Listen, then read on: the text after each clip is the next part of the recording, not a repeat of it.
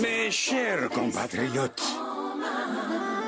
depuis que vous m'avez si massivement élu, réélu, et réélu, et réélu, et réélu, et réélu à la tête de notre cher pays. Et d'où leur vient leur pouvoir? Des urnes, évidemment.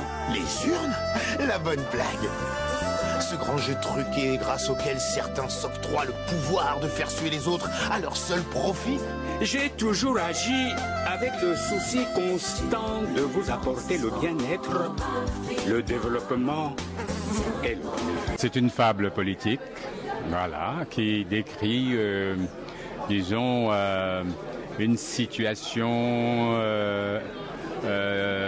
disons, délicate dans l'Afrique d'aujourd'hui, avec les intellectuels qui ne trouvent pas de travail, pas seulement les intellectuels, mais disons que le chômage règne partout, mais disons que en Afrique c'est encore plus crucial parce que quelqu'un qui travaille nourrit l'équivalent d'au moins une dizaine de personnes.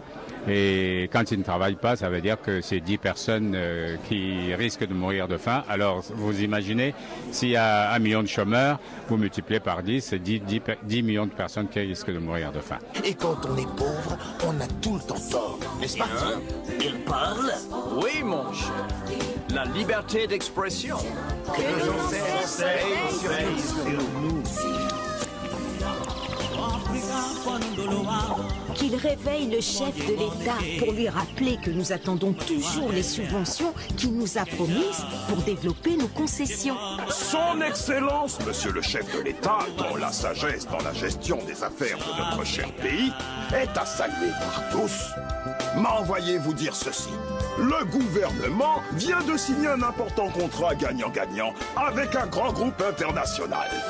Une fierté et le grand frère Daniel, que je connais depuis près d'une trentaine d'années. On a eu l'occasion de travailler ensemble, de faire pas mal de doublages, de faire des pièces radiophoniques. Le projet nous paraissait très intéressant. Enfin, d'abord à cause de la qualité du projet et puis à cause du côté pionnier aussi.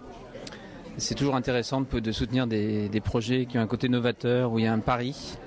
Alors évidemment, on gère de l'argent public, donc on est toujours effrayé quand le pari est très audacieux. Mais on est vraiment ravis de voir que ce film existe, qu'il a pu se faire, et avec cette qualité-là. C'était pour vous débarrasser de nous, l'envie, là. Où sont passées nos subventions? On va pas se laisser faire. Il a raison.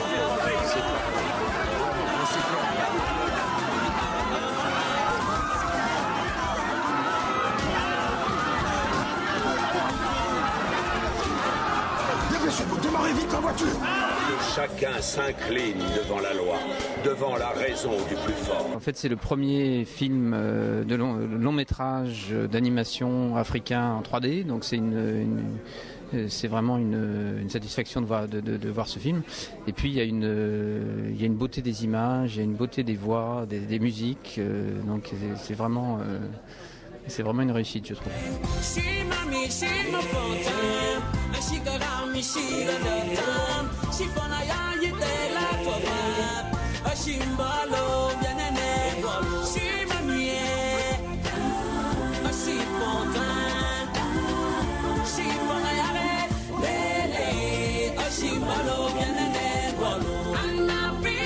Je suis très fier de participer à cela et comme je dis, oui, il faut que l'Afrique en fasse beaucoup parce que c'est un cinéma pour très grand public.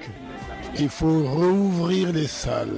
Son avenir, c'est dans les salles de cinéma un peu partout dans le monde. Donc voilà, et j'espère que, et je souhaite, et je pense, et je suis quasiment, comment dirais-je, confiant de la carrière brillante que ce film va faire.